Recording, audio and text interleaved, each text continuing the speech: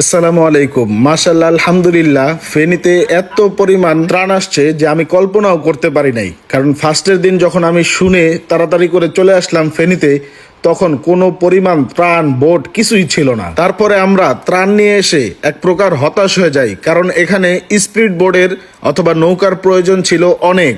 কারণ আগে মানুষগুলো যারা আটকে আছে তাদেরকে রেস্কিউ করতে হবে, তারপর না হয় আমরা তাদের কাছে খাবারগুলো পৌঁছে দিব। যাই হোক, তারপর আমরা অনেক ঘোরাঘুরির পরে, অনেক যোগাযোগ করার পরে আমরা কিছু বোট ম্যানেজ করতে পারি, আর তখন তাদেরকে পাঠাই। আমরাও একটা বোট নিয়ে ফুলগাজীর দিকে চলে যাই। ওখান থেকে আমরা কিছু মানুষকে উদ্ধার করি এবং প্রায় 200 ফ্যামিলির জন্য খাবার নিয়ে গিয়েছিলাম, সেই খাবারগুলো ঘরে ঘরে পৌঁছে দিই। আসসালামু আলাইকুম। আপনারা জানেন যে আমরা বিগত 4-5 দিন যাবৎ ফেনীতে আসি। এই বন্যার্তদের মাঝে যারা অসহায় আছে, অসহায় বলতে যারা বন্যায় ক্ষতিগ্রস্ত আর কি, যারা কোনো দিক যেতে পারতেছে না, খেতে পারতেছে না, সেই সব মানুষদের পাশে আমরা আছি। এই ভিতরে মানুষগুলা না খেয়ে আছে, যার কারণে রাত যতই হোক আমরা চেষ্টা করব সারা রাত্র এই ভিতরের যত মানুষ আছে তাদেরকে নিজেদের অবস্থান অনুসারে। আমাদের এখন একটা নৌকা লোড হয়ে গেছে, আমাদের আরো অনেকগুলা ট্রাক আছে, 3-4টা ট্রাক আমাদের আরো আসতেছে। তো আজকে আমরা কাচিডাইন থেকে 500 প্যাকেট খাবার নিয়ে যাই, যেখানে ছিল একটা পরিবার 2 দিন খাওয়ার মতো খাবার।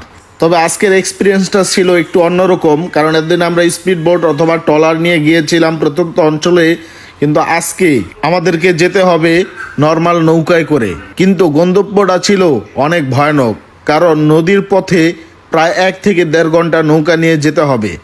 প্রথমে আমরা ভেবেছিলাম যে কালকে সকালে দিব, কিন্তু পরে ভেবে দেখলাম তারা তো এখনো খাবার খায়নি।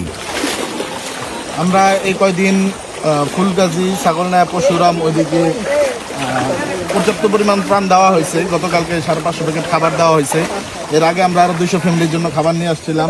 আরো বিভিন্ন দিকে ফান্ড কালেক্ট করে আমরা বিভিন্ন দিকে পাঠাইছি।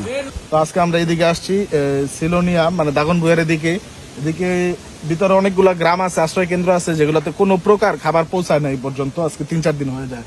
তো আমরা আজকে 500 প্যাকেট নতুন করে প্যাকেট করে নিয়ে আসছি। আগামীকালকে আমাদের আরো 500-1000 আসবে।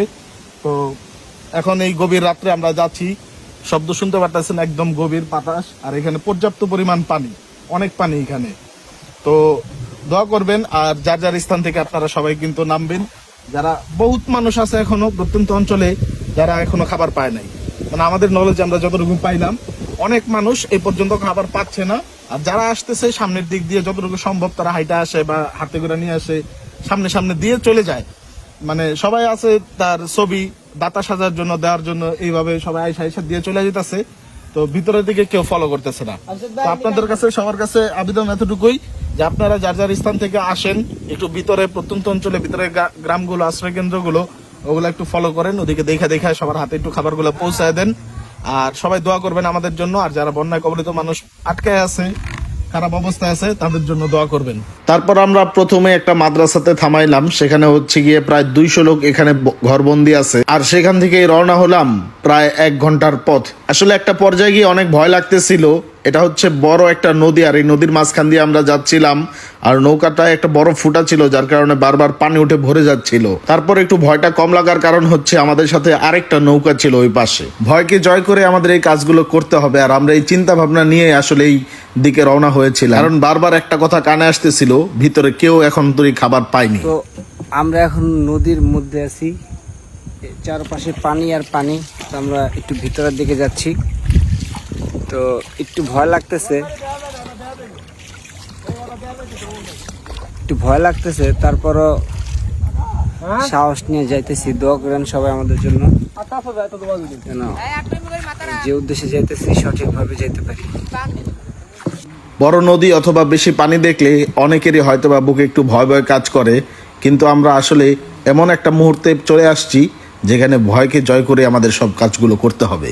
এলাকার স্থানীয় অনেকে আমাদেরকে অনেক হেল্প করেছেন, সবাইকে অনেক অনেক ধন্যবাদ। আর ভিডিওটি শেয়ার করে সবার কাছে পৌঁছে দিন, কারণ বন্যা কবলিত মানুষের পাশে দাঁড়াতে হবে। ভালো থাকবেন। আসসালামু আলাইকুম।